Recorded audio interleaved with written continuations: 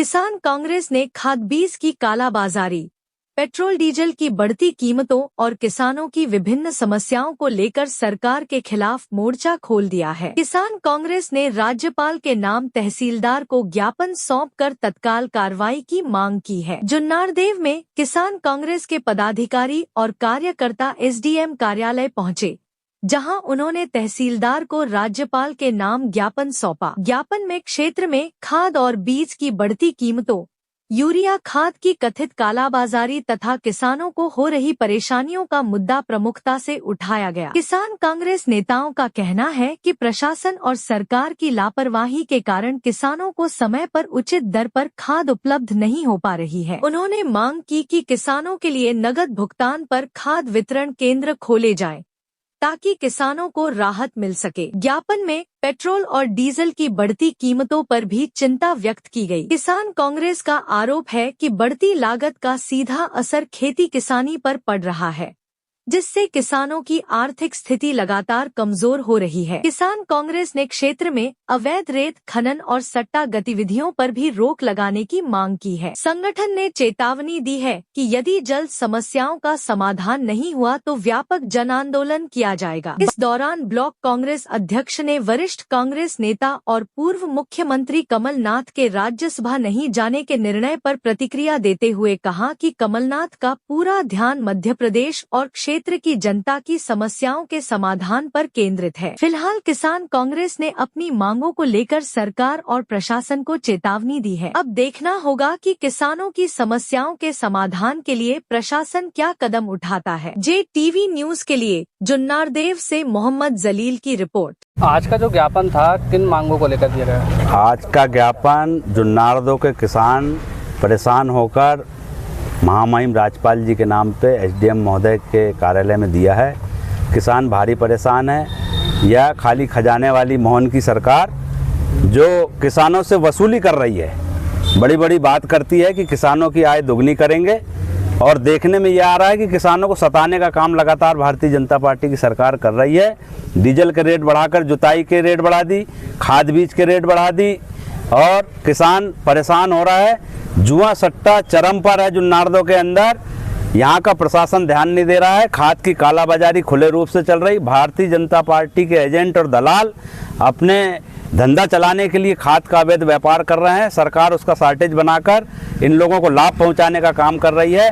अगर यहाँ का शासन प्रशासन नहीं सुधरा तो भविष्य में कांग्रेस पार्टी बहुत बड़े रूप में आंदोलन किसानों को लेकर करेगी, जिसकी जिम्मेदारी शासन की होगी। जैसा कि कमलनाथ जी को राज्यसभा पहुंचाया जा रहा था, लेकिन पहुंचाया नहीं गया, जिससे कई कांग्रेस के विधायक रुष्ट नजर आ रहे हैं। कोई विधायक रुष्ट नजर नहीं आ रहा। कमलनाथ जी हमारे सर्वमान्य नेता हैं, देश के सीनियर नेता हैं।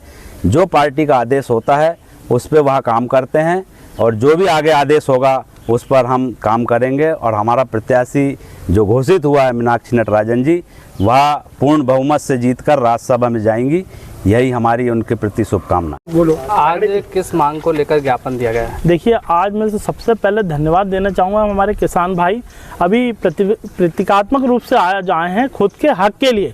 आज पूरे भारत में लोगों को अपने हक की लड़ाई, जैसे आपने देखा होगा, युवा भी दिल्ली में अपने हक की लड़ाई के लिए आज सड़क पर उतारे हुए है। इसलिए मैं धन्यवाद देना चाहूँगा। आज आप हमारे मिनिमम कांग्रेस नेता पर अधिकतम अपने किसान भाई है, इसके लिए वो धन्यवाद के पात्र है जो कि अपने हक के लिए आए हैं। आज आपने देखा होगा, इसके पहले कांग्रेस सरकार भी थी, जगह जगह जहाँ बोलो जितनी बोलो किसान भाई अपनी व्यवस्था करके तुरंत खाद बीज उपलब्ध कराता था। पर आज किंतु परंतु टोकन ये वो बेचारा ऑनलाइन में खड़ा है। किसान अपनी किसानी कब करेगा?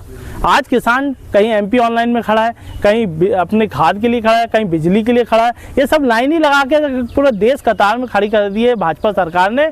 मेरा यही निवेदन है कि आज हमारा ज्ञापन का एक स्वरूप है। अगर किसानों के हित में काम नहीं हुआ तो यह आंदोलन सड़क पर भी आपको बिल्कुल जंतर मंतर और दिल्ली में जैसा भव्य पंजाब में जैसा हुआ था, हमारे किसान भाई ऐसा आंदोलन करेंगे।